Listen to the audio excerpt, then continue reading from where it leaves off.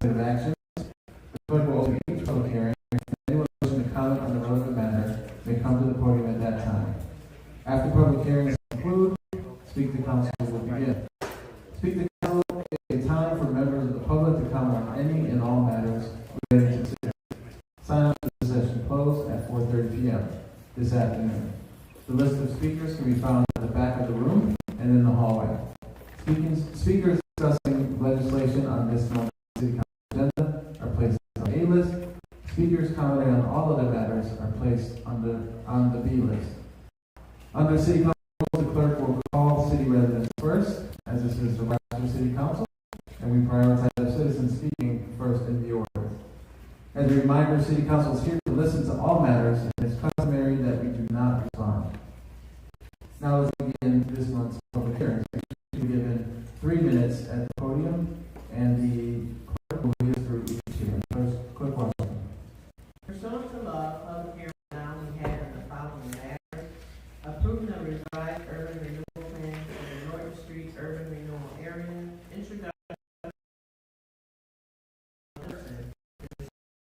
in reference to said matter will now be heard.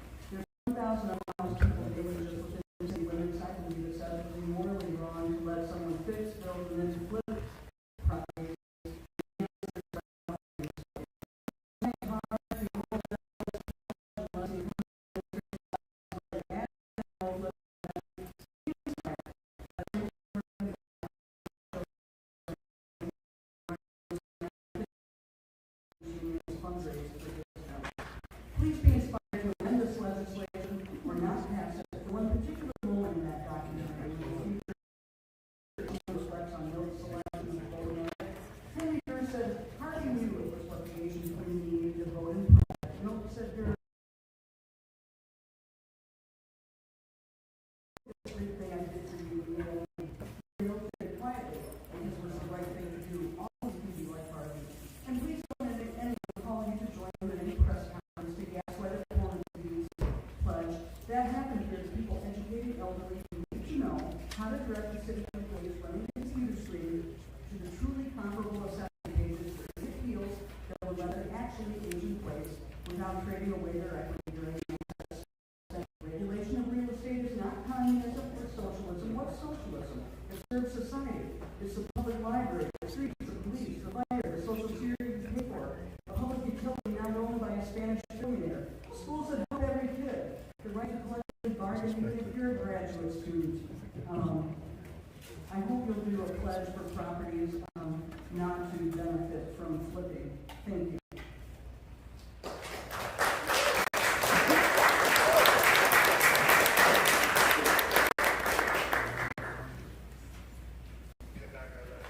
Seeing no other speakers, the hearing is now adjourned.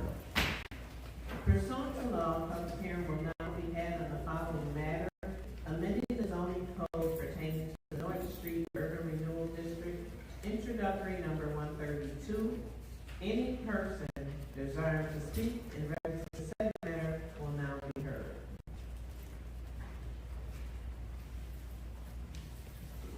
Good evening. My name is Roland Gillette.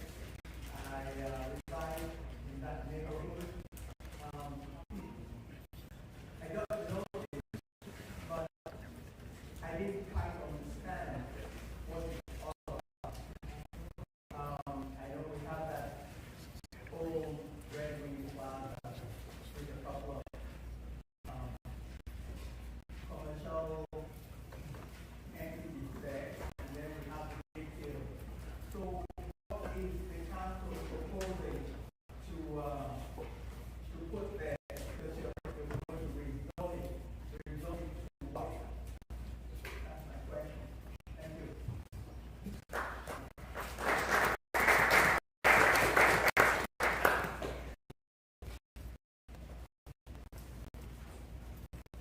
Seeing no other speakers, the hearing is now adjourned. Pursuant to law, public hearing will now be held on the following matter: local improvement ordinance establishing the 2025-26 assessments and authorizing an agreement for the High Falls Business Improvement District. Introductory number 135. Any persons desiring to speak in reference to said matter will now be heard.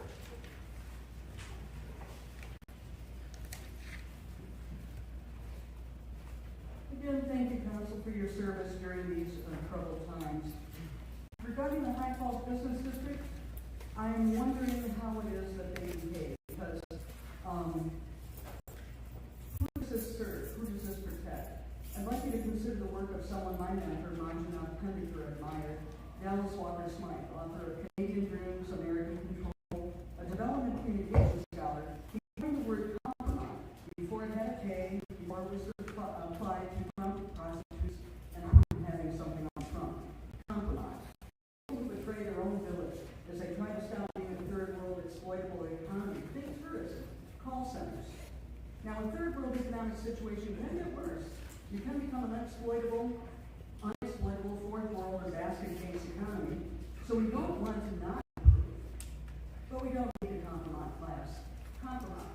A $10 grad school word could replace the one I heard civil rights heroes use at various New Orleans reunions held by Mayor Ernest Dutch Moreno as he tried getting an earnings tax passed for the suburbanites who drove in and flushed toilets of the oil company HQs before driving back to Metairie. Judge Vice Ford, the Congress on Racial Equality. His son, Mark Royale, president of the Urban League. I got to interview all of them because I worked at the ABC affiliate. So I got to interview Andrew Young, Reverend Ralph Abernathy, Fred Shuttlesworth, Joseph Lowry, 5 times later in their times.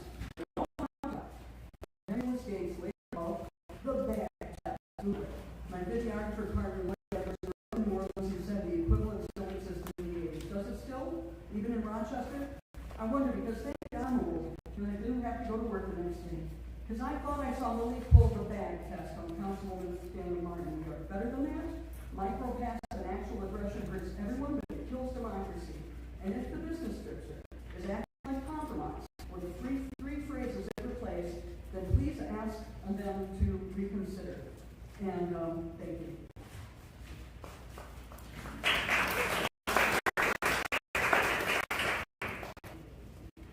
After 20 years, the High Falls Bid is looking to change their charter and security as one of the services they offer. While we do not have details as to what this will entail, perhaps it could just be a camera. This is a slippery slope. We have seen how big these network camera systems first advance. Private businesses can purchase their own camera system and without a bid, but if they change their charter, what is to stop them from hiring private security to keep people out? The city has said, the constituents have said, they don't want to bid. Don't extend it, please. Thank you.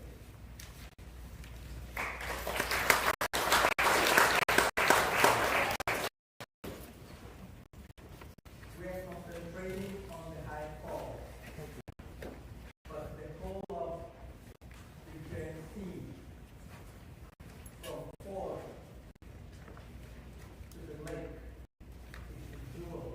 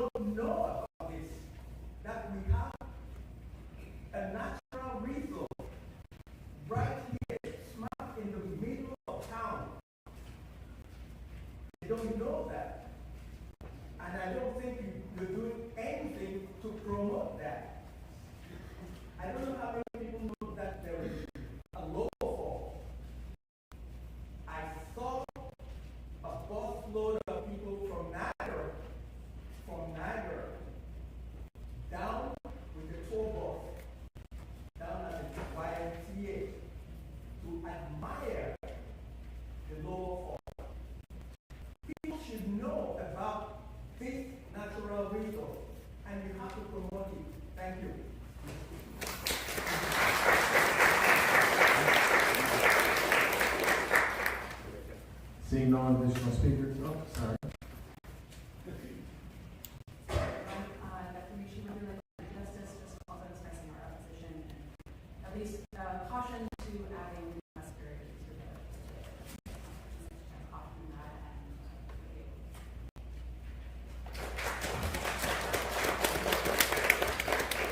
Seeing no additional speakers, that hearing is now adjourned.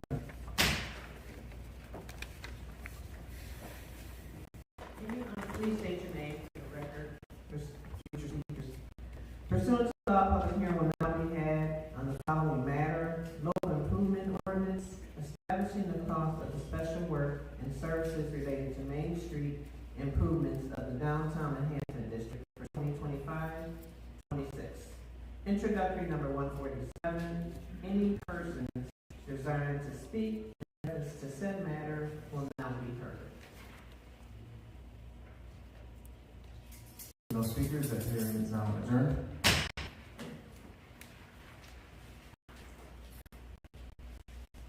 Pursuant to law, public hearing will now be had on the following matter: amended local improvement ordinance number 1827 pertaining to the care and embellishment of street malls for 2025-26. Introductory number 159. Any persons desiring to speak in reference to said matter will now be heard. Seeing no speakers, that hearing is now adjourned. Pursuant to law, public hearing will now be had on the following matter: local improvement ordinance establishing the operating and maintenance costs of neighborhood, commercial, and residential parking areas for 2025-26. Introductory number 175. Any persons desiring to speak in reference to said matter will now be heard. Lisa Barr, again, from the 19th Ward. I think that whenever you do any improvements in city property, at this day and age, there's got to be a solar option. When you can look at other cities, there's particularly the town in Georgia, but I think it's Rachel Carson Way. They have solar panels on streetlight things with little hydraulic things to adjust the panels so that you can continue passing the sun. I mean, you're about to hear a bunch of residents tell you that we need to try to take back control of power company out of Spain that's placing people out of their houses. So if you do any construction such as this, seems to me you should be starting to do, with solar panels.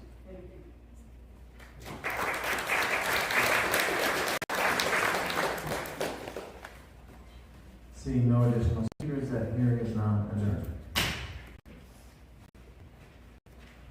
So we will now begin our Speak to Council session. All speakers will be given 2 minutes at the podium. We respectfully ask that each speaker offer council the same respect they would expect to receive in return. In doing so, please refrain from profanity and other harmful language. Council members do have the contact information for all of our speakers tonight and may follow up on any concerns that pique their interest. Clerk Washington will call each speaker to the podium. We ask that you respect those waiting behind you and yield the podium at the end of your allotted 2 minutes. Clerk Washington. Alex White is from the East District, and he's followed by Evelyn Irons.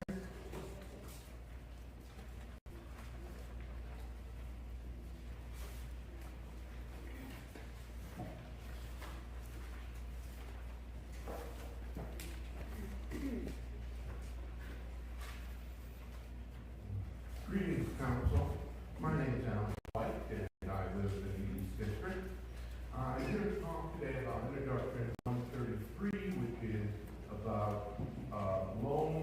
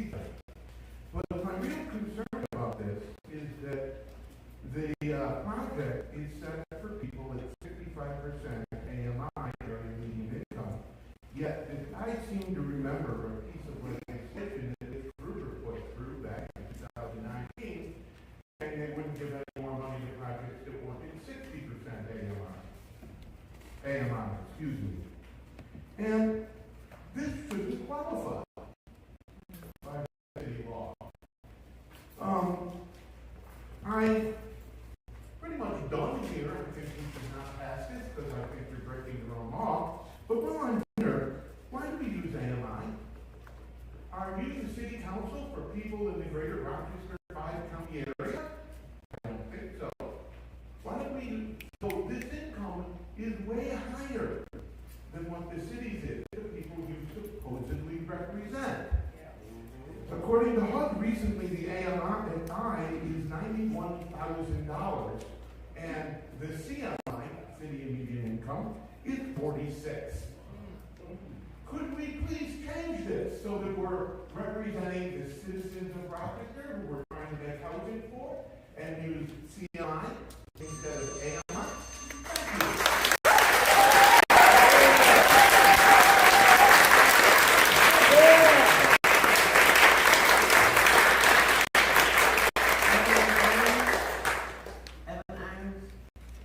Northwest District, followed by Lydia Rivera.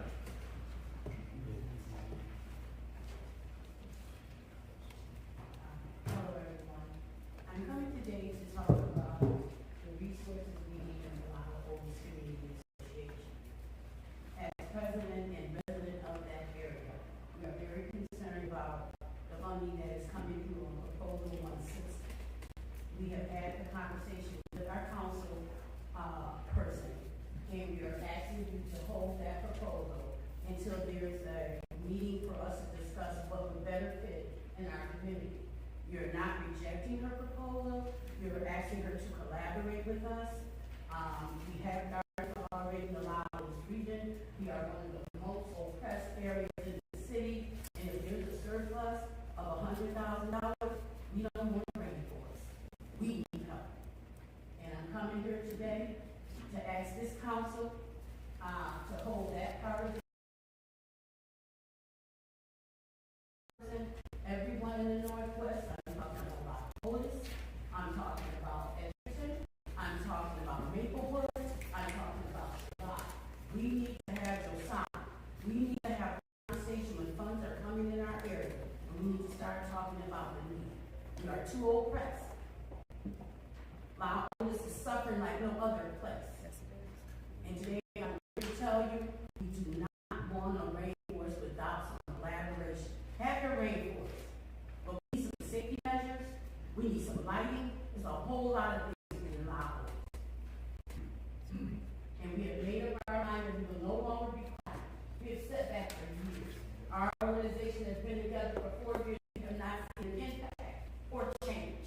A lot of dollars is unemployed in the Lagos. People in our community, only our members, ain't getting funding. A lot of Otis still looks the same. Something's wrong with this picture.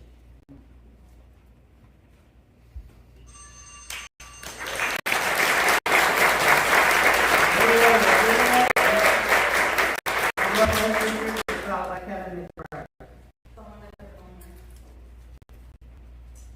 Good evening.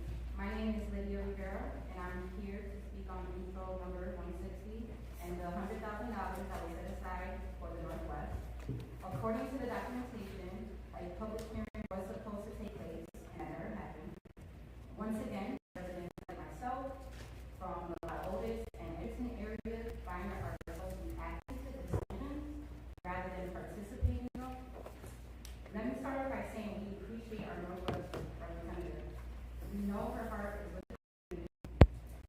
We've seen your commitment over the years, but we need you to hear us and represent us more assertively in these critical conversations. We need your voice at the table to reflect the urgency and the priority of the people who live and work in the Lagos and Edison area. This isn't about division, it's about collaboration. And true collaboration means creating solutions for the community, not simply informing us after the fact. We must move beyond top-bottom approaches and create real opportunities for residents to help shape how the public resources are used. And to be clear, this is not about funding, it's about a pattern, a repeated failure to include the very people most impacted by your policies in the decisions that shape our neighborhoods.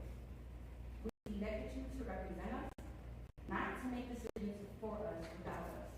And yet our voices continue to be sidelined, our ideas dismissed, and our contributions overlooked. We are asking for more than token engagement. We are demanding a seat at the table because real democracy means shared power.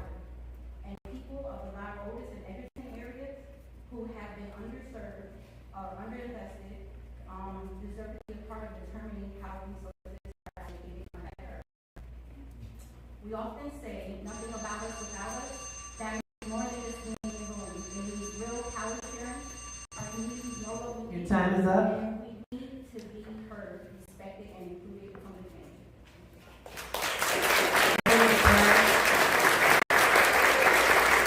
Family from the East District, followed by Takara Ray.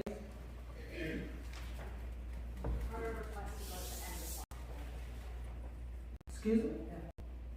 Takara's late, if she can go at the end.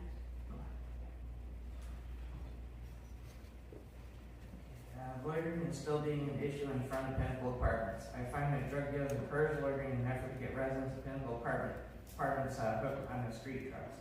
This also is a way for squatters to try to move in with residents. But we do not care about residents as we have regards for access, letting squatters. I have been in touch Monday with property manager about one particular person who has problems with everyone at Pinnacle Apartments. So, property manager will not tell us the results of the investigation or I can tell you the project is taking my quick seriously.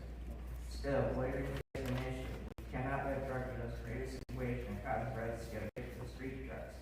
The project increases the number of homeless people in the city of Rochester. Carlton Huff. District, followed by Gwendolyn Nesbitt.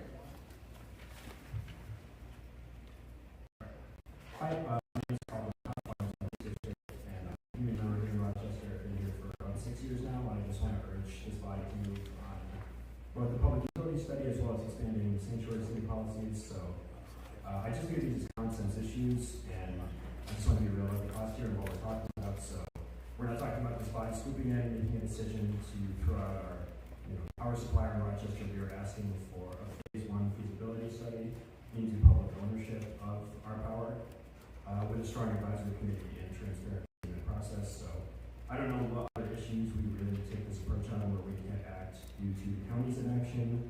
And I also just want to highlight that most public utilities happen at the city level anyways. So we just want the information here. $1 million is definitely real money, but it's money that the city frequently spends on other sorts of studies like this, and it's definitely nothing compared to $100 million every year that our community takes in profits. And I just want to also highlight, in terms of speaking, putting our money where our mouth is, that we need to expand and formalize the sanctuary city protections in Rochester and care about our neighbors. We need to be concerned about people being taken from their homes, separated, and I just think we need to be real about combating the right-wing federal government right now, and if we're not doing something about it, we will. So thank you. I'll continue to do the right thing.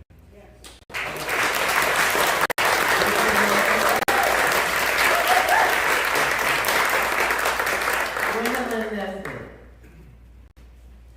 Justine Harris. Bounce Shelley.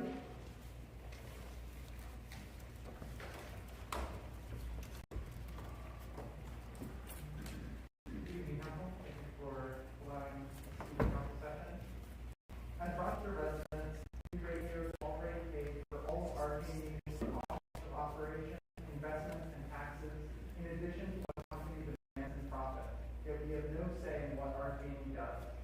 Our community has no incentive to provide affordable and quality service, and they consistently demand more in profits for their companies, Alcantara and Iberdrola, the second largest utility corporation in the world. State regulators continue to reward our community with rate hikes like the recent 34% hike, despite growth, infrastructure, multiple fines and investigations, an epidemic of ongoing billing errors, dysfunctional customer service, downsizing jobs, inaction on climate change. New York State's own staff finds that our community provides vague, inconsistent answers or fails to provide necessary documentation on their findings.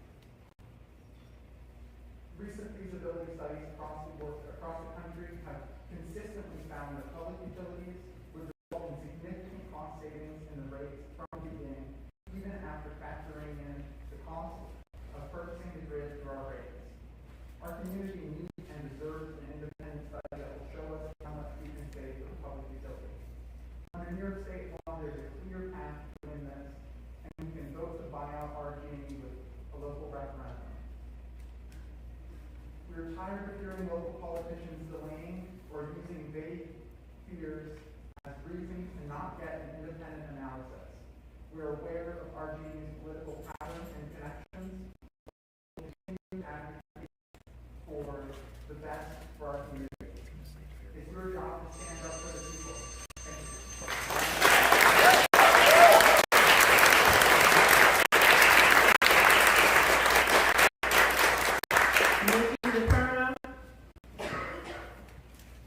Is followed by Megan McRobert. He's from the East District.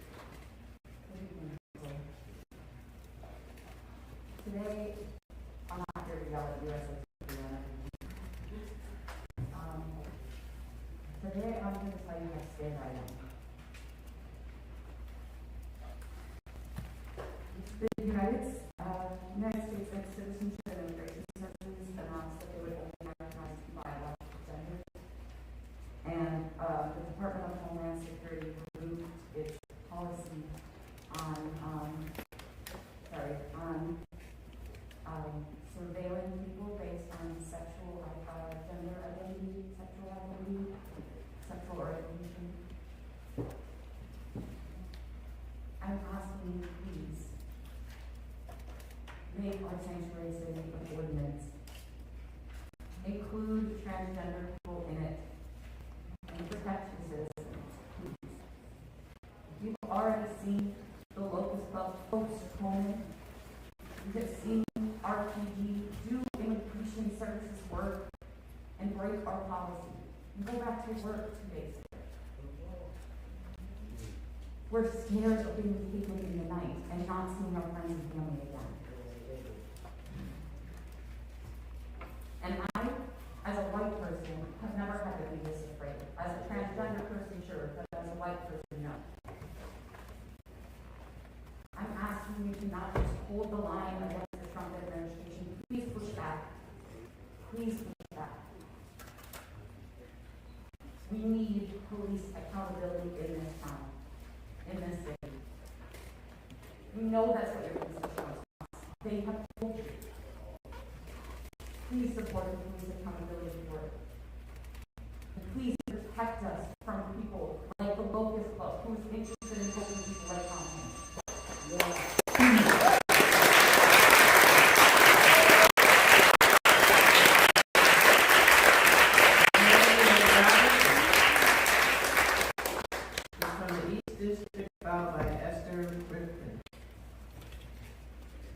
Council, thanks so much. My name is Megan McRobert. I'm here both as a recent resident of Rochester and as the executive director of RUNA, the Rochester Union of Nurses and Allied Professionals. And it's a union that represents over 1,000 registered nurses across the community, all working at Rochester General Hospital.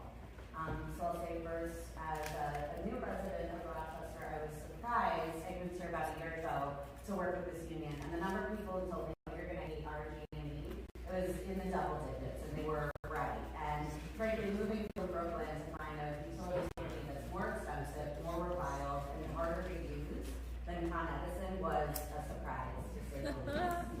I'll also say in my capacity as a union director and organizer, our union has endorsed the campaign for Rochester Energy Democracy by winning our first union contract in 2023.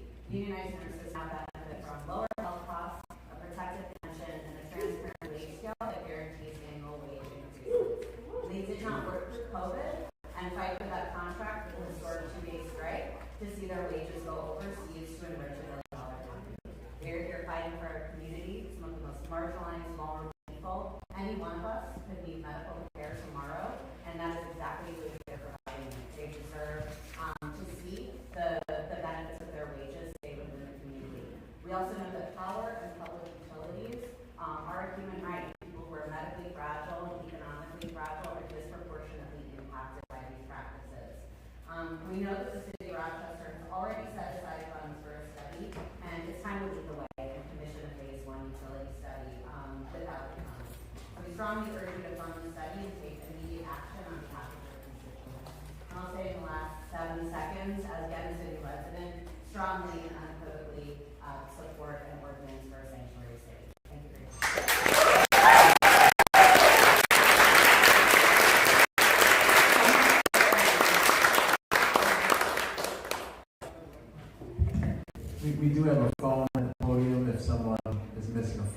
you want to double check. Esther Rifkin, followed by Sarah and Esther's from the Northeast District. Esther here? Okay. Sarah?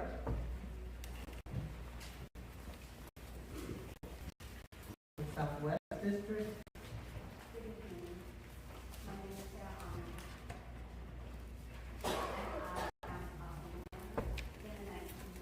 Can you pull the mic towards you? My name is Sarah Ahmed, and I'm a home owner of the 19th Ward.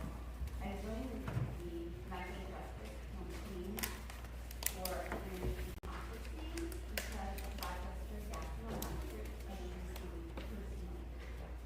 They overbuilt me for 3 years and buttered their hair. They refused to admit what they had done and instead simply built $3,000. I tried to rectify this directly with them. They repeatedly said I was wrong. So I took this to New York State Public Service Commission. After 2 years, they found I was correct and Rochester definitely had to pay $2,000. I bring this up because I'm not the only one who's experienced this. They've done this and other religious acts to citizens of the city for many years. That is why we need a public safety. I've seconded this because he's come before me, stating about all the details of the feasibility study and everything. We need this. You can act. The money is there. Take your step. Please. We also need a sanctuary city. The Trump administration is very much their plans. Please keep us safe and help those in need, help the poorest people in this city who need to not spend so much money every month on their bills, need to not choose between food and paying their utilities, and we fix it. Thank you very much.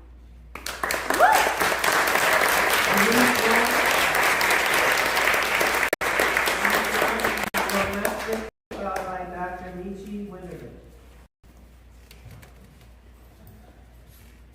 Good evening, friends.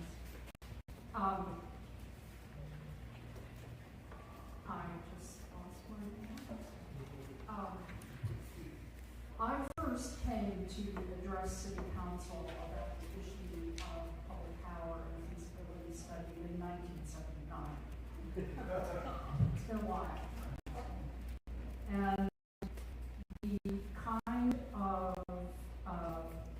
issue that we're here to speak about this evening, and I'm representing Third Act, which is an organization composed of elders who are, this group was founded nationally by Bill McKibben to address 2 existential threats. Threats to democracy and time crisis. You have heard expert testimony over the last several years on the issue of the capability and possibility of delivering public power and what that would mean. We are now at a stage, and some of us are quite frankly very long past the stage, of believing that it's time to move ahead and use the tools at your disposal. The science of the people, the engineers, all of the accountants, all of the experts whose job it is to prepare a feasibility study which will enable you to make sound and wise public policy decisions. That is within your purview. And some would say it's in a sense your obligation as we look at the ethical, economic, and moral crises that are now overwhelming in some parts of our nation and our community. In the words of the old labor song, which side are you on? Are you on the side of the corporations or the people?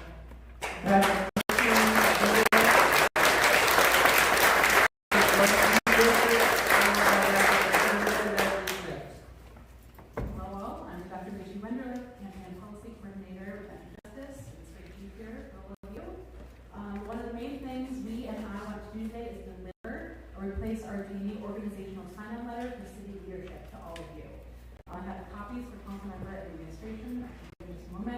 this letter, 41 organizations, labor unions, congregations, and businesses are asking you, the City Council, and the Mayor to lead in the face of the RGD crisis, to move forward legislation directing the administration's submission of Phase 1 feasibility study that still covers scenarios for a public transition at the city and county levels during this budget cycle, with the money already set aside for this purpose. While the county legislature voted down funding the public utility study, we still deserve a future in which we are no longer beholden to a profit-driven foreign company for our basic energy needs. City residents are the hardest hit by RGD's still out-of-control bills and shutoffs.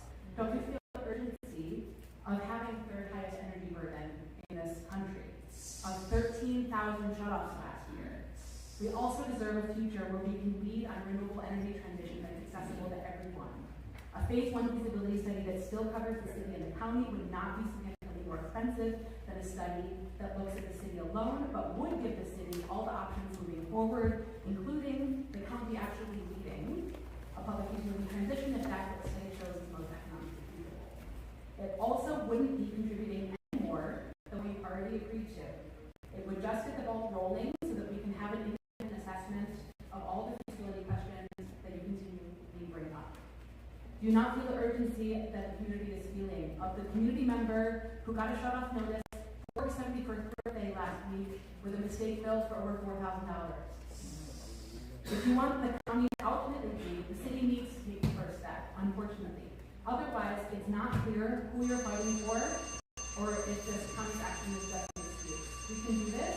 We also need to listen to the community and move Your time is up. to enforce the full sanctuary city ordinance out of committee.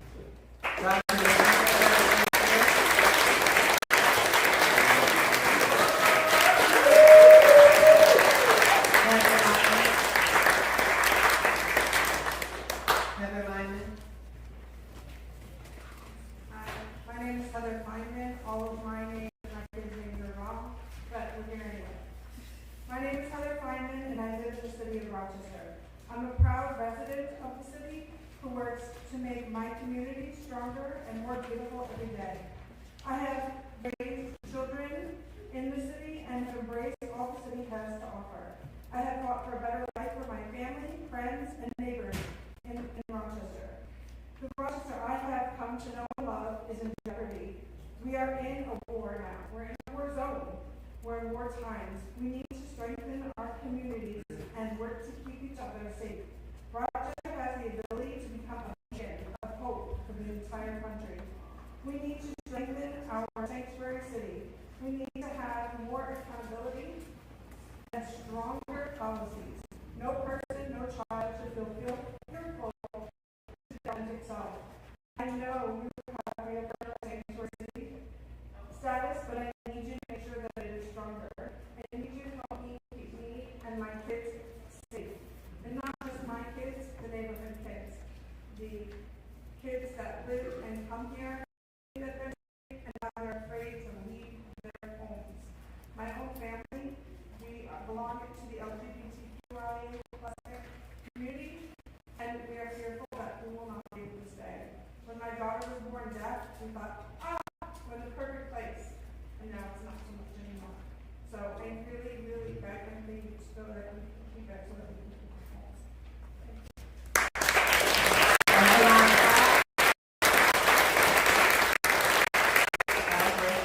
Followed by Ryan Fox.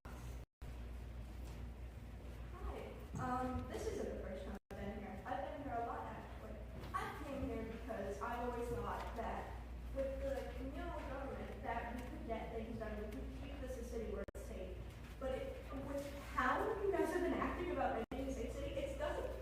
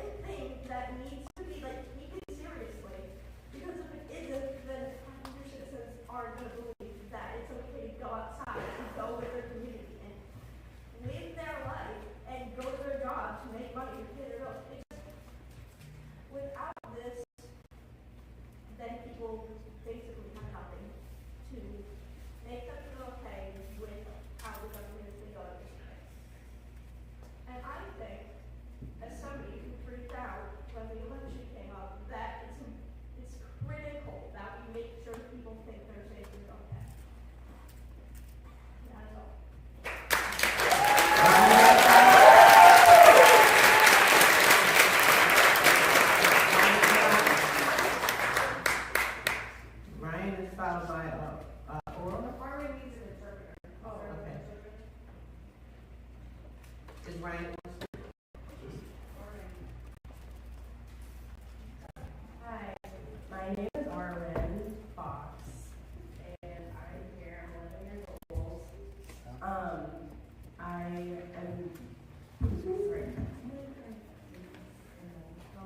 sorry, if I just can hold you pause time, because I'll help interpret for better if I can read it first.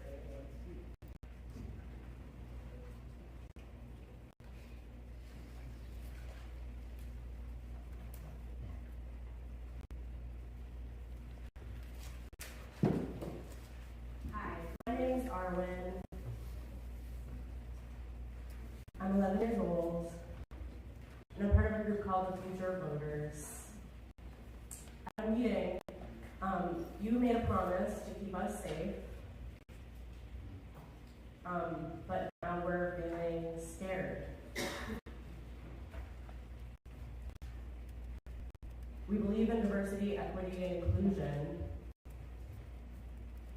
but those have become words of division. I'm concerned about my family and friends and whether or not we really are able to grow up here, but you have the power to keep us safe.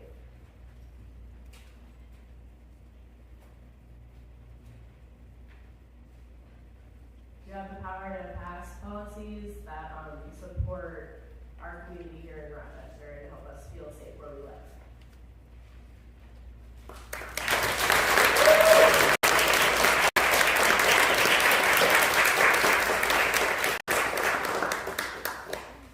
Ryan, are you going to speak? Is Ryan here? Arwen. Oh, I'm sorry, my apologies. No, I understand. Okay, so who's next? Aurora. Aurora, okay.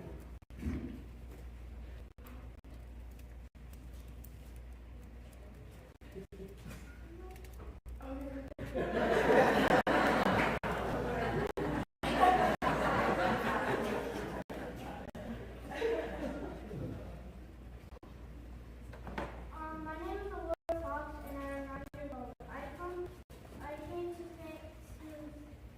tonight to speak about a promise you made at our kids' town hall.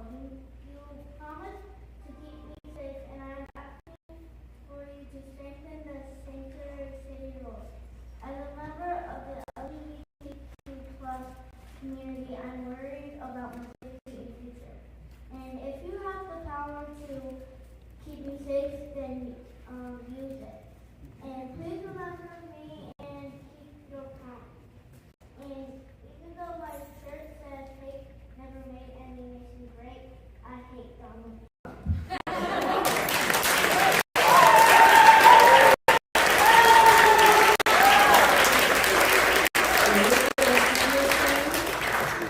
It's from the East District. Elizabeth Henderson, followed by over. My name is Elizabeth Henderson. I live on 7th District. I'm an organic farmer who's provided healthy food for hundreds of people in Rochester since 1988. Through my work creating one of the first community-supported agricultural projects in the United States, and with the Northeast Organic Farming Association, I have helped build local markets. Using agroecological practices, our farms use 30% less energy than comparable conventional farms. They focus on soil health and based on carbon-rich soil. It is more resilient to climate extremes, flooding, and droughts. I urge the council to fund and implement a study on the feasibility of a public electrical utility. Examples in other cities give me confidence that it will be found feasible and will lower rates and enable a faster transition to renewables. We must stop the corporate drain on our local wealth, sucking away our resources when we need to use them for the benefit of the far too many disadvantaged people in our city. At this moment of climate emergency, it's urgent that we develop our local economy, local food production through gardening, farming, and processing, with sovereignty, renewable energy under local control, a public bank, and a strong sanctuary set of protections for our people with or without documents. Without immigrant labor in food and farming, there won't be very much food on our tables. Thank you.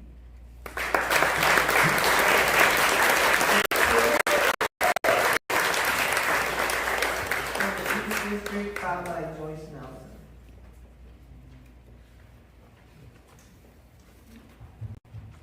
Good evening, my name is Creed Cuthbert, I represent the East District.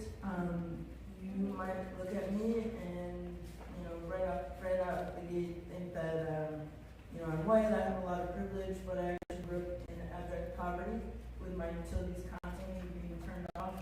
I remember being at the bathtub, trying to get clean with cold water. I have a long history of generational poverty, and 2 years ago I found myself homeless. I was living in my car with my service dog for about 3 months, and when I think of our city not needing and using the already allocated $500,000 to lead a city-wide funded study to keep our most vulnerable populations of the elderly, the other people who suffer from disabilities like myself, from having their utilities shut off, it boggles my mind. It is my understanding that not a single one on this city council support the study. If you don't change your mind, I will absolutely not be voting for you. I will be voting for the people running against you. It is a human right to have water. And I'm going to start crying now. It's a human right to be able to bathe yourself. It is not a luxury. This is not a game. Quit sucking up to the cronies, the good old boys club, the old white straight men who run this city, who run this country. And I'm shaking now, and I'm in tears because it is not fair that a single child, a single human being, should have to wonder how they're going to clean themselves today, how they might not die for not having air conditioning, how they might not freeze to death for not having heat. Please do the right thing.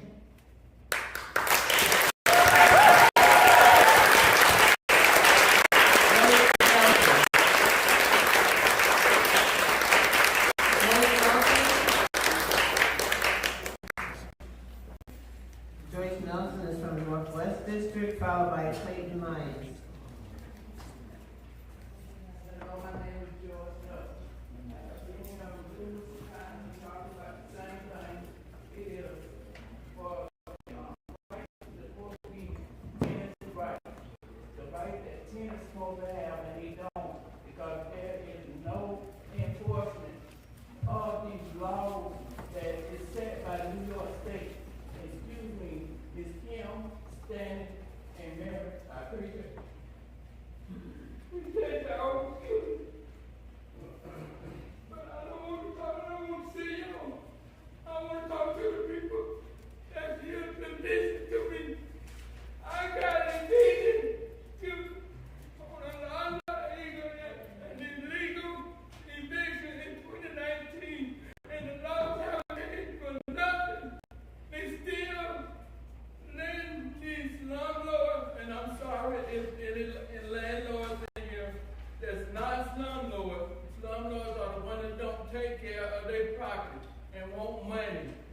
But it's supposed to be laws for tenants to not go through this. And if you go down to the courthouse, you will see the courthouse full of people that are getting evicted, taken out of their homes, are supposed to be homes, because they talk about or get mad about how they living. And then the slumlords, again, forgive me landlords, the slumlords retaliate on them, take them to court. They don't supposed to have, excuse me, they not supposed, it's supposed to be, there's laws in New York State law where they supposed to have a CFO. Mine didn't have a CFO. They supposed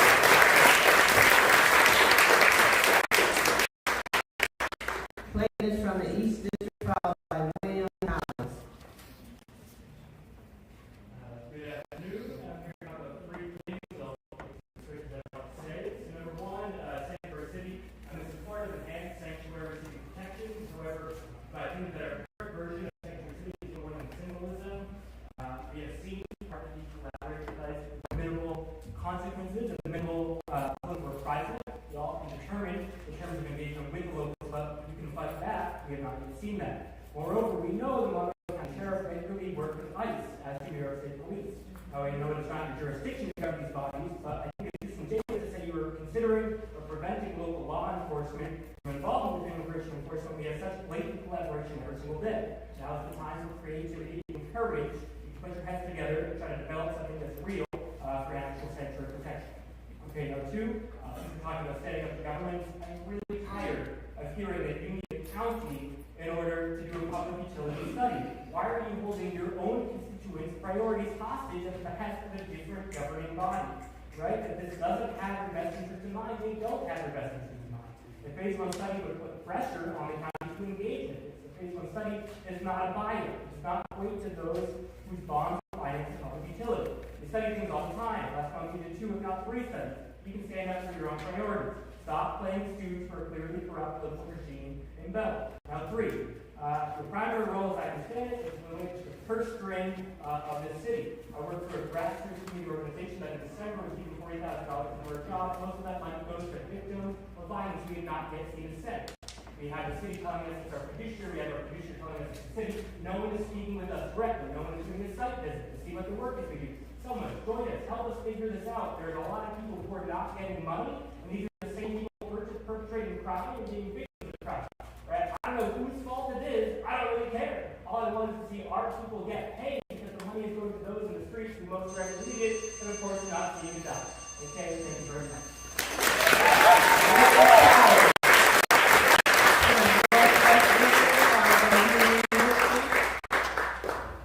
My name is Bill Collins. I'm a resident of Northwest. I've been using either walk, bike, or bus to get to work for over 40 years. I'd like to talk about the mayor's budget. Last year, the mayor set up a Vision Zero initiative. Many of the council members joined in that Vision Zero initiative, supported it. However, the current city's budget appears to have no city funds for Vision Zero in it. The current budget proposal calls for increase in street design budget.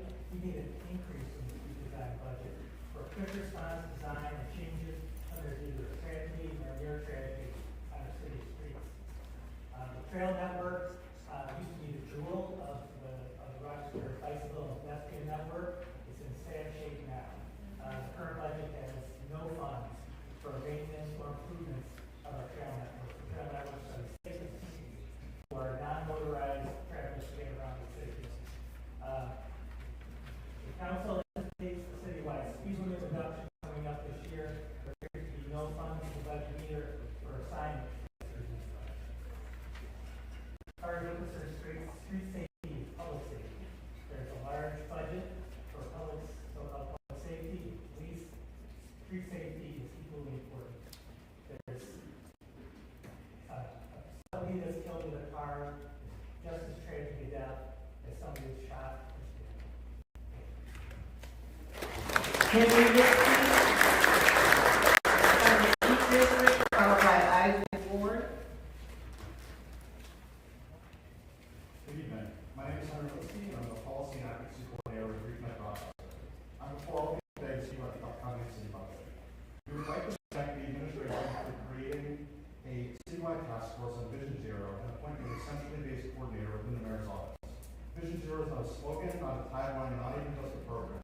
It is a fundamentally different way to approach traffic safety and require citywide coordination to be successful. To continue institutionalizing the Vision Zero across the city, we envision a dedicated staff member within DES. Recommendation 1.1 of the 2023 Active Transportation Plan emphasizes the need to increase staff capacity dedicated to active transportation. Specifically, the city should add a dedicated bicycle pedestrian coordinator position to coordinate safe streets and active transportation efforts across DES. The Active Transportation Plan also recommends the city create a rapid response program to allow the city to respond to dangerous roadways. Quick build programs use low-cost materials to address safety issues on our roadways in a matter of months, not years or decades. This budget appears to reduce the size of the ES street design team. 2 senior engineers will be reduced to 1, with the other 7 full-time positions staying flat with the addition of 1 on-call part-time position. ES also appear to remain flat.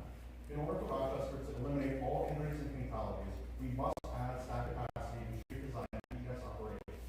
The ACP recommends all sorts of policy changes, ranging from updating our crosswalk policy all the way to creating a robust quick fill program. These efforts require staff capacity, which the department simply does not have today. I have copies of our Reconnect Rochester budget letter that I can hand out to folks as well. Thank you. I report Aaron Cote, followed by Maria Evans.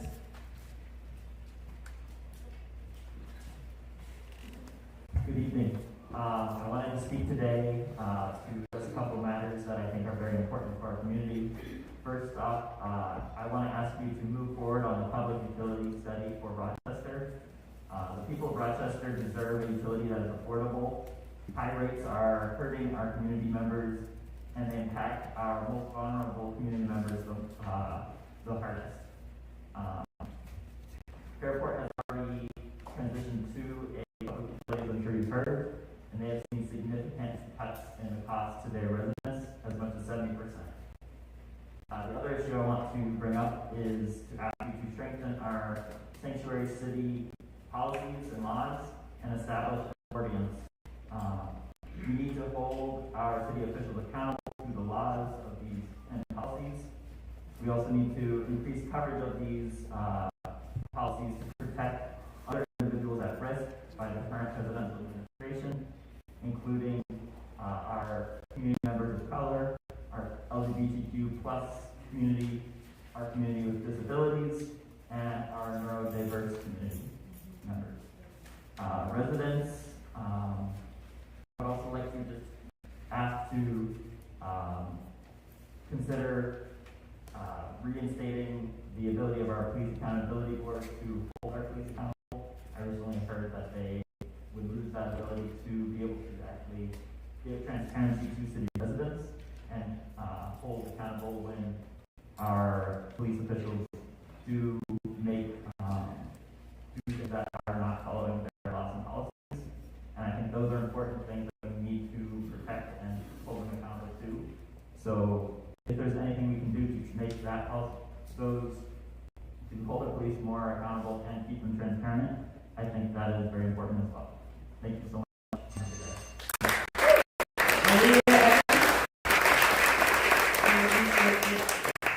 I'm Maria Evans, and I'm a renter in the East District.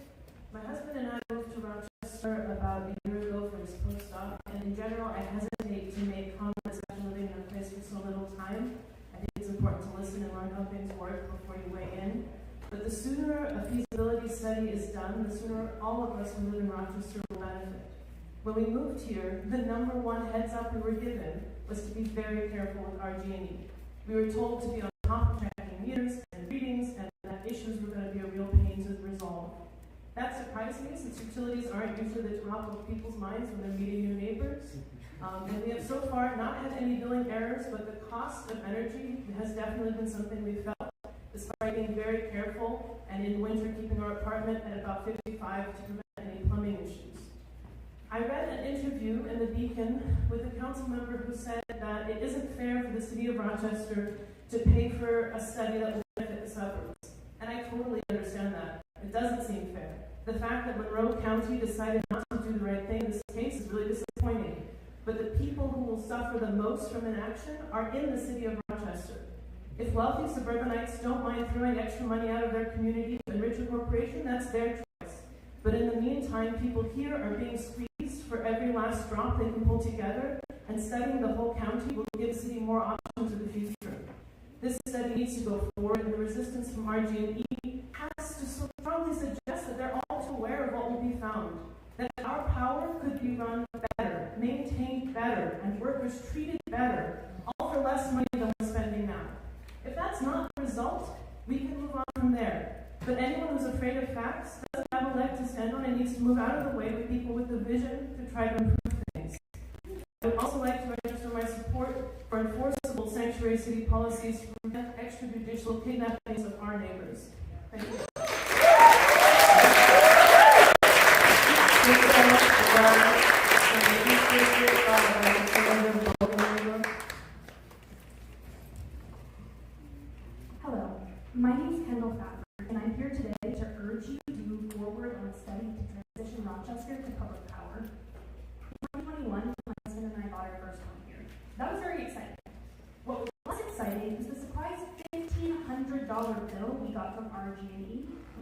out our account on the house that we've been renting. Now, this was a surprise to us because we never hit a bill late. We never missed a bill. We found out that RG&E hadn't done a meter reading in our home in over 18 months. Now, when we asked RG&E how that could have happened, because we were never notified they saw any meter readings, we were never contacted to schedule a meter reading. We got told they didn't know, and they didn't care, because this is business as usual for RG&E. So we were very fortunate that we could afford to pay that bill, because we just had to eat the cost of 18 months of improper billing. But how many of your constituents could say the same? The citizens of Rochester deserve better. They deserve a responsible utility company that places its highest priority not on driving profits, but on serving the people they provide power for. I can't say for certain that public power is the best fit for Rochester. No one can say that because you haven't studied it yet. Committing to the study is not committing to public power. It is committing to giving your constituents the information that we need to make an informed decision for ourselves. And anecdotally, I grew up in a small city that had city-run municipal power. People loved it so much they cited it as a main reason to move to my city. So I don't know if public power will be as good for Rochester. But we have to do a study to find out. So please, undertake the study. Give us the information we need, because if you won't, we all have primary challengers who have committed to doing that, and we can vote for them. And also, our children shouldn't have to tell you how afraid they are for you to act. Like, adopt sanctuaries in blood. Thank you.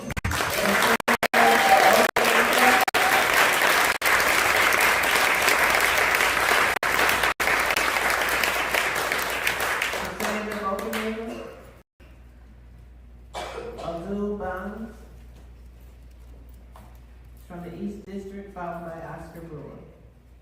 Good evening, City Council. I know most of the people probably have in my head. One question I'm asking tonight. Don't live in the United States of America. The land of the free, the home of the brave. Well, ain't nothing that hustles back there, but another thing too. If you want to come into this country, please come into this country the right way. Meaning, go through the process that others have been going through this process for generations. My people, again, my African American people, y'all ain't look out for us, which I take care of immigrants and refugees that come to this nation. And once again, my black brothers and my black sisters, once again, we got to struggle and we got to work hard and we got to get this education from this system. This system. Once again, the system, and people are looking at me like I'm crazy. They think I'm insane. A system. A racist system, I say. My people. But we give everybody else who come in freely everything. My people sleeping on the street. But illegals get free homes, free cell phones. I don't care what nobody says tonight. I don't care how nobody feels. The law of the United States is the law. No one is bigger than the law. I am not bigger than the law. I don't care what your left, what your media is telling people, and having people believe this is that. This is not that. I have common sense. I know that sky is blue. I know that Jesus is Lord, and I know that Christ is King. So once again, I urge Democrats to take heed of me because I'm coming. Thank you and have a good night. Oscar Brewer, Matt Sadell, Dr. Lisa Barr, from the Northwest District, followed by Carlos Gomez. Most Rochester police officers are honorable people wanting to do the right thing, but they work with people who carry guns. So any existing and probable future whistleblower protection will not necessarily protect those wanting to decertify their current union for asking like the state troopers enjoy. So I propose a new Protect and Serve department. The majority ones, the good ones, can apply to staff. The unfit bogus club is a danger to Rochester, the U.S. Constitution, state and local statutes, like the sanctuary law, two-term councilwoman and mayoral candidate Mary Luthean wants strengthened. Remember their history. Career RPD cadets do not learn. Honest New York City cop Frank Serco fled to Sweden for decades, a partner-enabled bullet in his head, still too dangerous to remove. He ran for U.S. Senate, but police unions shut down the meeting, so that went nowhere. To honor Serpico and other honest officers, I propose the following. 1. Screen for white supremacists. A 2006 FBI study detailed the infiltration of all levels of law enforcement. 2. Test monthly and incident appropriately for drugs, alcohol, steroids, where age is real. 3. No hiring for criminal justice. The curriculum was started at WIU after the 1968 Chicago police riot. I've studied it. Big problems. Recruit from poli-sci and sociology departments like we used to. 4. Prevent test-aligning conspiracies by making all work communications available on SIG channels. Enter a federal courthouse or a call center. That cell phone goes in a locker. Radio only, no phones, accountability. 5. Minimum age 26. So when the frontal lobe has been shared, we can ask questions like, why did an integrated progressive community group like the 1940 Association lose its office and secretary? A place where adults could register to vote and maybe influence Monroe County Dems while teen empowerment gets a palace? No wonder we keep losing judicial races, chasing suburban votes like the DNC does. And like kids and adults, we need independent, critically thinking, empowered police officers broken away from the locust club. Fill, protect, and serve departments and funds you already have diverted or may not in community.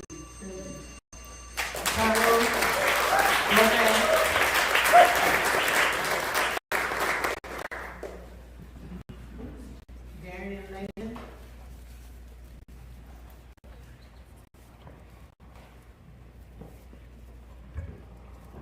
Good evening, City Council. My name is Terry Lehman. I'm a Rochester City resident, and I'm here tonight to urge you to commission a feasibility study to replace RG with a public utility. You've been coming here for years now asking you to help us realize this, right? And I want to commend you on your vision over the last 2 years of setting aside $500,000 towards this study. But, you know, it's been 2 years, and this whole time, RG has been under the microscope. And we're still seeing the same billing errors. I myself, last year, got a bill for $0 and then promptly got a shut-off termination notice. So these things have not gone away, and your constituents are wondering what we're waiting for. You know, the county did not do the right thing, unfortunately. But it's city residents who are disproportionately impacted by this. We know this. You all are facing, many of you are facing a primary this year. This is a politically popular demand. You can see from the number of people here. There's no local institution more reviled, or few more reviled than RG&E. And if it turns out that RG&E can do it better, then the voters deserve to know that. We deserve and demand to know who's going to do this better, right? So, you know, I think that, you know, if we look at the price tag on this and compare it to the $122 million in profit that RG&E posted this last year, that leaves the community, goes to Avangrid, goes to Iberdrola. Well, some of it comes back, right, to Bob Duffy's pocket. $250,000 a year to go to some board meetings, I guess. But otherwise, that's money that's going on in the community. And your constituents need that money. And we're asking you to do the right thing and commission this feasibility study on your own. Thank you.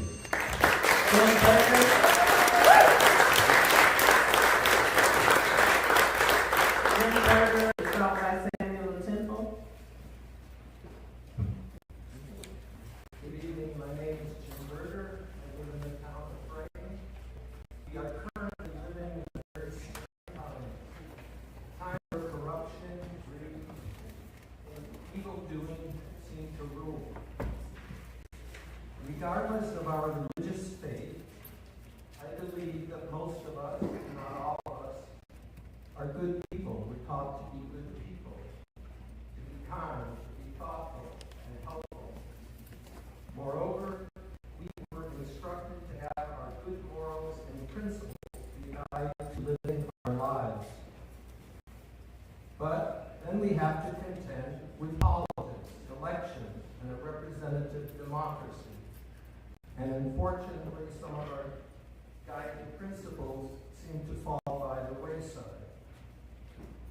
You good people were elected to represent all the residents of the City of Rochester. If one were to look objectively at the issue of a public utility versus a private utility, it would be very clear that a public utility makes more sense. A public utility's first priority would be to provide power to all of us reliably at the lowest cost, with an awareness of environmental impact. A private corporation's first priority is to profit and benefit the shareholders. That's why 50 years ago, tobacco companies and oil companies hid the truth. You know, countless people got lung cancer, and we now have a climate crisis. And that's why our Jamie cozies up. I just urge you to do the right thing. Let's have an implementation study. Thank you. I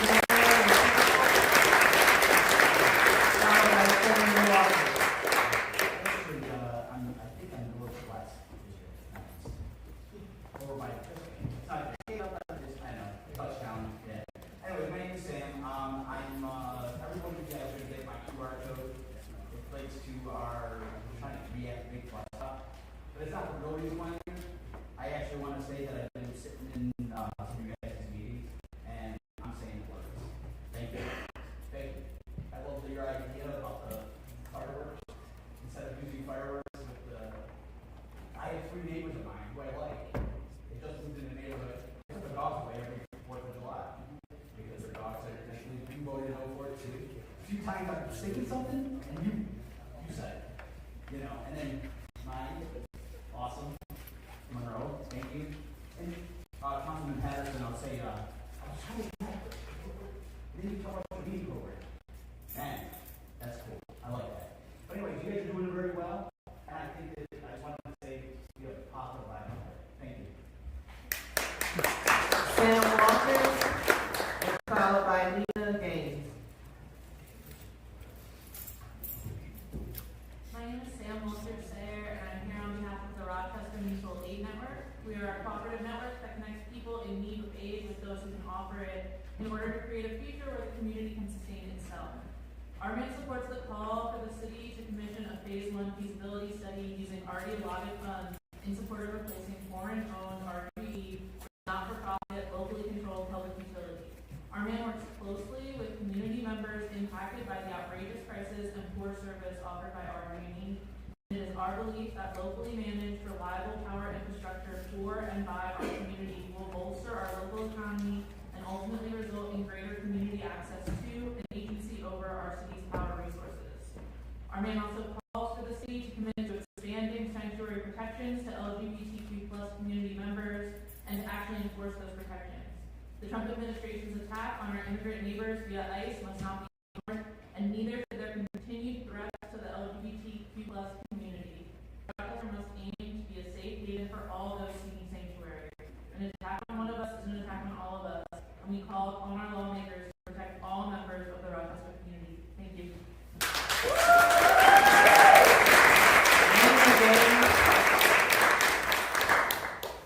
Nina Gaines,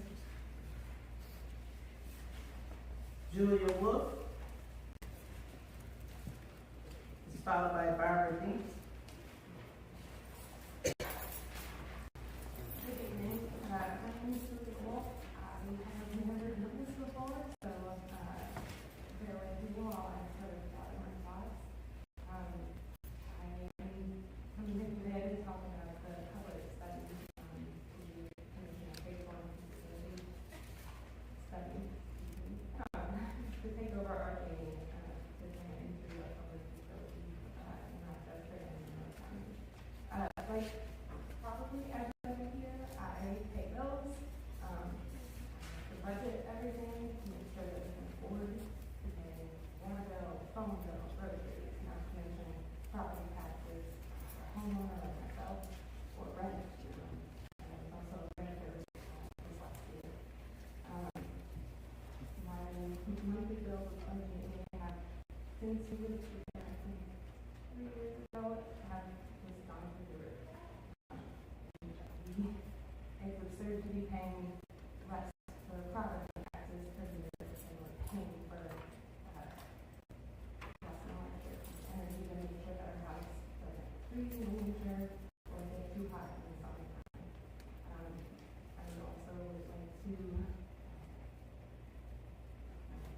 say that Rochester should move to the sanctuary city, and I guess in all ways that what people have said previously. We need you guys to really represent us and to go. Those of you who do it already, thank you. And those who, I think you would like to, I'd like you to hear us. Everyone here believes in you, but we need you to be part of the we, the people. Thank you.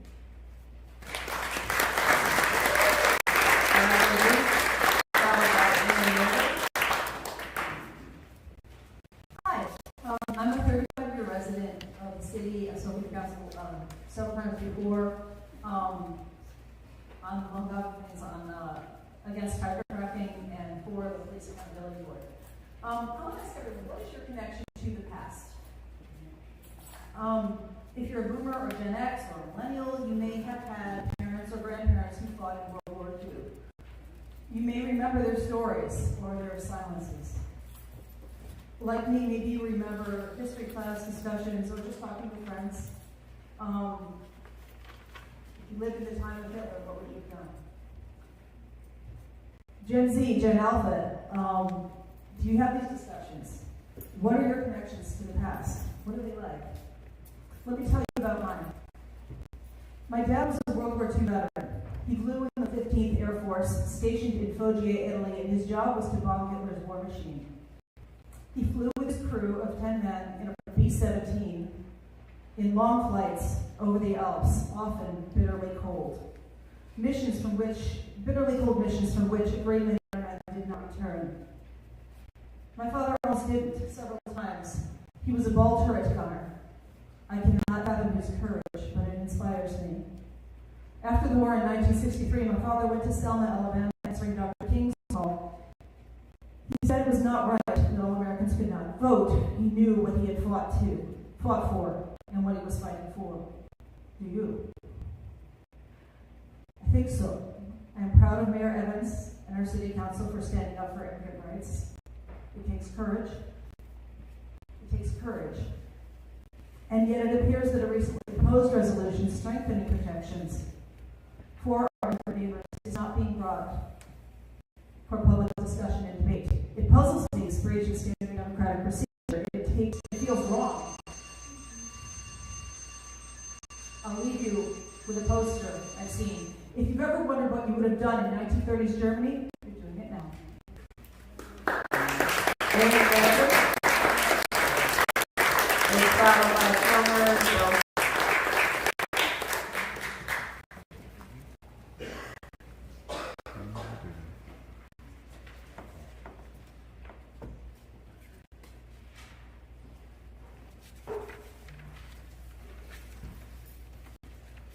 Good evening, my name is Ann Nutter. I'm a fairly new city resident. I live on the east side.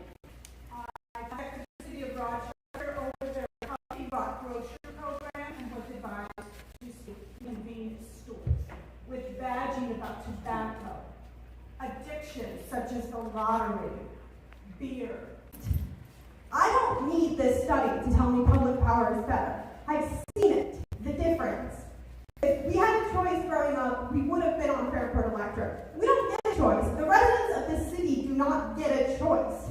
You get RG&E or you have no power. And we don't build homes that stay warm in the winter without electricity and gas heat anymore. You have power or you freeze to death. We don't get a choice, and RG&E knows it, and they use that to take advantage to charge us as much as they can and to ignore us when we call asking about problems and billing issues. This is a matter of freedom. We don't get a choice. We're held hostage by a singular corporation. And the second we try to even question them, the city council has shut down that decision. The county has shut down that decision. This is about our freedom of choice and about a basic human right. Please support the study for our public utility. Let us choose for ourselves how we can continue to go forward and survive. Thank you.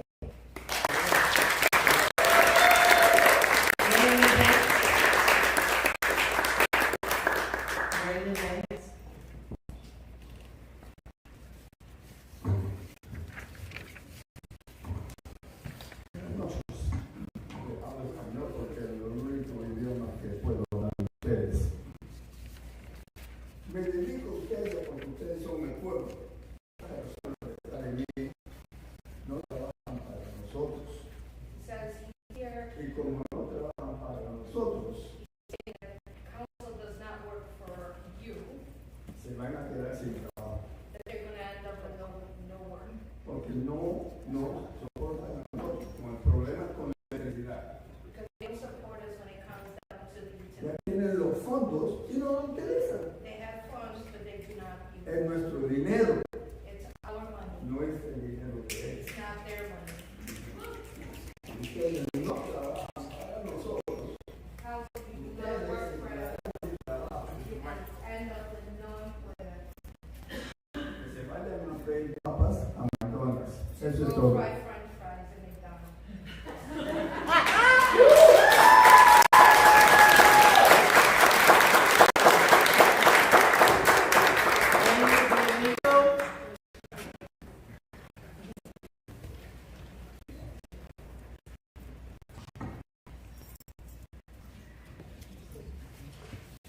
I'm Amy Diaco, from Fairport, I'm from Fairport, Rochester, from the feasibility study. My bill was less than 125 this month, and all winter it was less than 300 a month.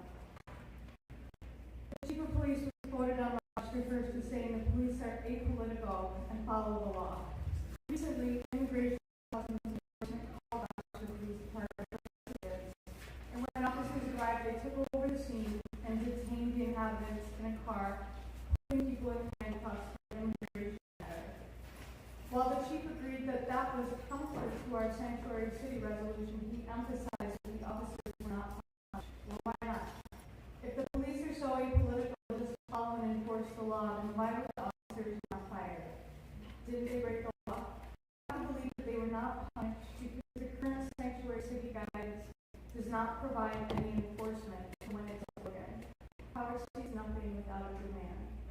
City council members, you pursued the current sanctuary city resolution. It may seem a strange time for us to ask you to expand sanctuary city legislation into an ordinance with effective, clear enforcement of it, and include additional protection for trans and other LGBTQ community members. The police have put us in a position that we ask exactly that, and we ask it now, while the might and outrage of the federal government is pointed in your direction. We ask it now because the lives of our most vulnerable neighbors are at stake now. Our neighbors have been rounded up and disappeared under the current resolution you all signed already. It's time now. Make our sanctuary city truly safe with consequences and accountability laid out in black and white.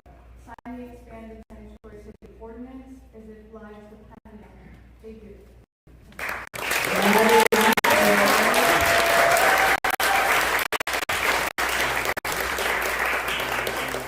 Mary is followed by Albert Averin. Hello, my name is Mary Tigliano. I'm a part of Rochester Rapid Launch Network. The city council owns RG and Officer Girl recently required also hydroelectric dam in Rochester. While they didn't go into topic, the dam has described proposals repeatedly, and Beaver Girl has refused to compensate us. But people are fighting back. You should pass a feasibility study and show your constituents that you care about the most basic needs by standing up for their interests.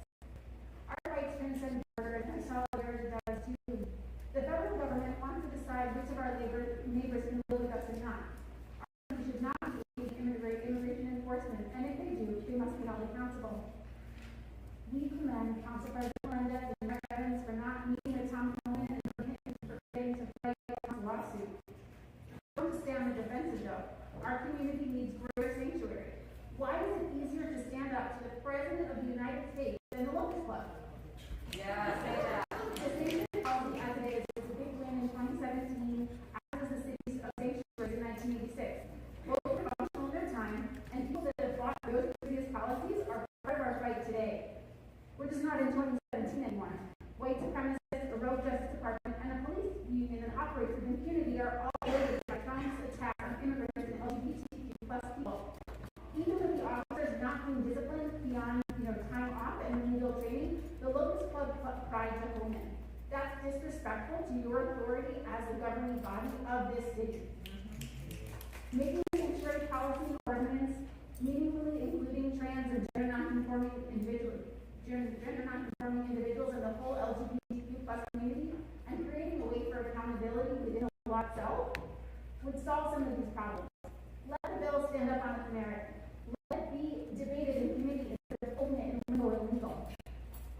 You know, the red campaign, and these are not asking you to do, we're just asking you to investigate, to figure it out. So this is your ultimate. Your time is up. Thank you.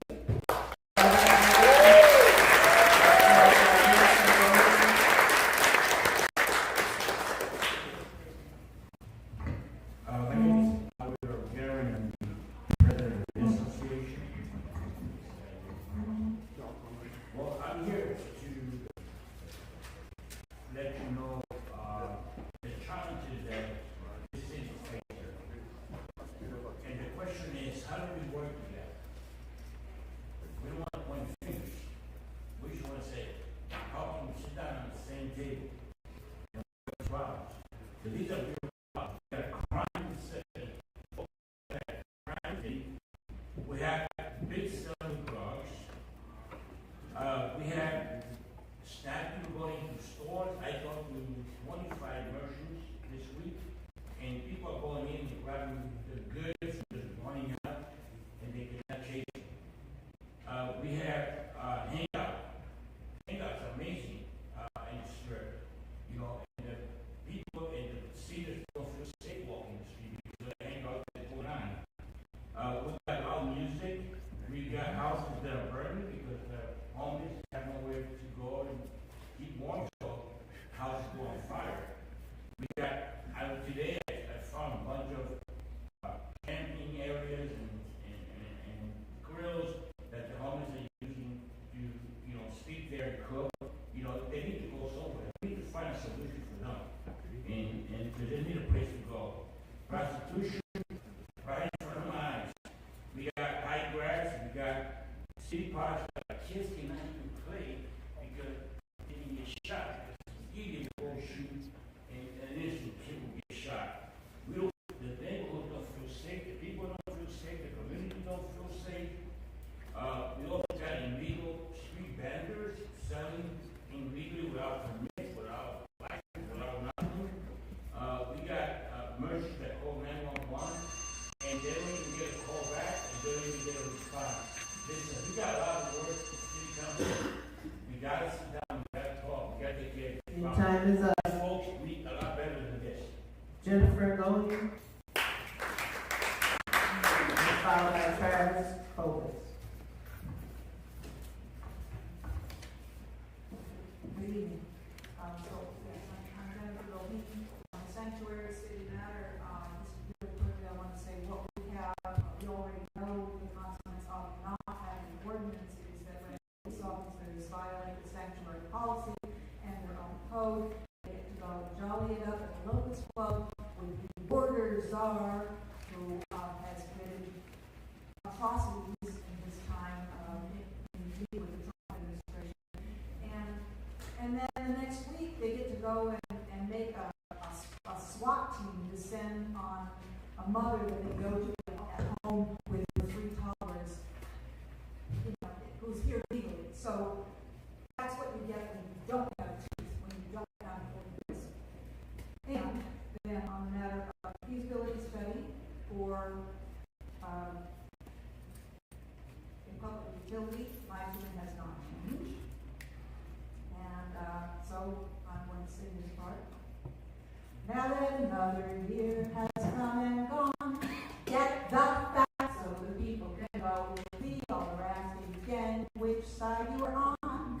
Get the facts so the people can vote. Will you pretend it's all okay just to look the other way? Well, this blundering company wasting dough and shut off electricity to 12,000 homes. RG&E pretends it cares about us all right.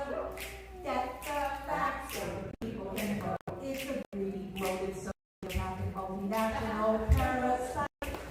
Get the facts so the people can vote. 3 in for George, move away. Bring them back with union pay. The infrastructure rot and break, 'cause they don't repair the generate.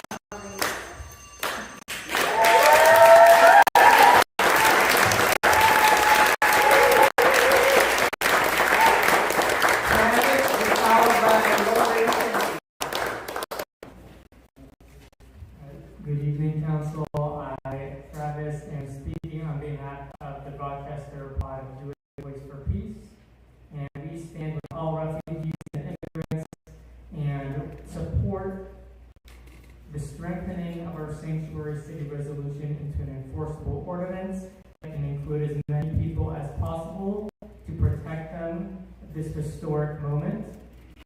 We want the City Council to listen to the needs of the people are speaking for ourselves, what we need, and what we need is something stronger. We need accountability, we need mechanisms for enforcement of our sanctuary city policy. Today is actually Nakba Day, and just a couple hours ago, JVP and some other community groups were at the Liberty Pole from local Palestinians about the catastrophe that their ancestors went through, the refugee experiences. And so we are calling for the stronger sanctuary city protection in the name of all refugees everywhere. The Trump administration's policy has been deporting and detaining people without due process, even targeting elected officials. We saw it in Newark, New Jersey. The mayor was detained even after for trespassing while he was on public property. So our call for an enforcement is because we need to be preemptive in acting. We need to have a policy ready so that, God forbid, the next time RP collaborates with ICE, there are clear consequences and they can't skedaddle out of it. Our electeds must take a stand to preserve the character of our city, which is a city that thrives because immigrants are welcome.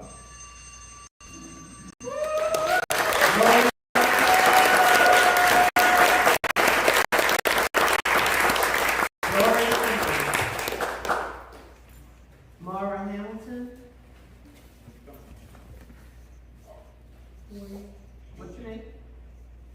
You call for someone that did wrong or speak? No.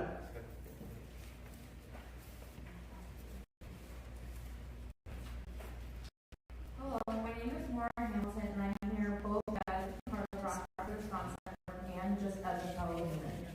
I will keep this brief as there will be plenty of incredible speakers here today to speak on these issues. First of all, I am incredibly grateful for our sanctuary policy. It is important and it needs to exist, and we need more. As it stands now, there is no reason to follow. It is a beautiful sentiment with no actual impact on the people it claims to protect.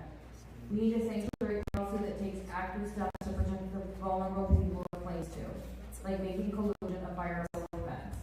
Under the current administration, more and more people will be coming to this state and the city for sanctuary and protection against discrimination.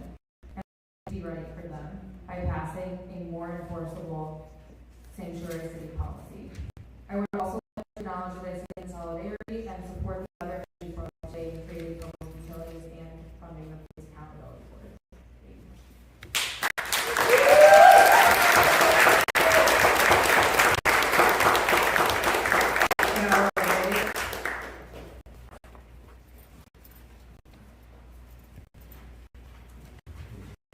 Alright, good evening, everyone. My name is Takara Reyes. I represent Local 200 STIU. I'm an organizer and a delegate, an advocate, and a member of Metro Justice. I'm going to try to wrap it up and be real brief within 2 minutes. First, I would like to say tomorrow, the university grads will be doing a big strike on Commencement Day, and that's a big action for us. So if any city council could participate and show support, we'd gladly appreciate it. My next topic I'll be talking about is the public, RG&E. I hear good things about RG&E, bad, but the high percentage is always bad. We know this corporation is a great corporation, so I will ask you, please and thank you, to fund this public safety, this funding, and be that change for us. Thank you.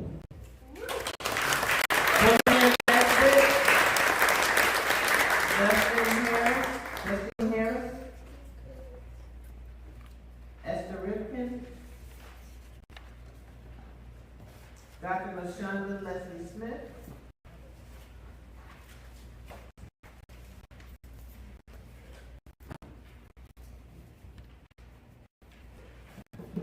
Isaac Ward.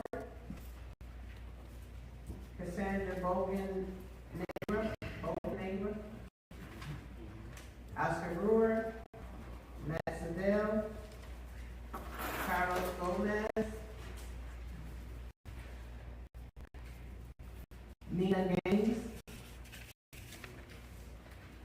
Lori Cindy.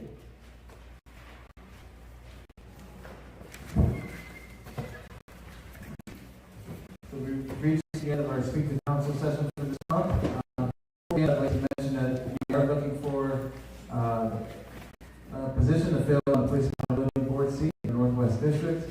So if you live in the Northwest District and have an interest, please pick up one of the flyers with the information on it from our community outreach staff member, Jay Lucas, who's standing to my right. And we will please help us spread the word on that position. Thank you all for attending and participating tonight. The next regular council meeting will be Tuesday, May 20th at 6 p.m. here in these chambers. Have a good night.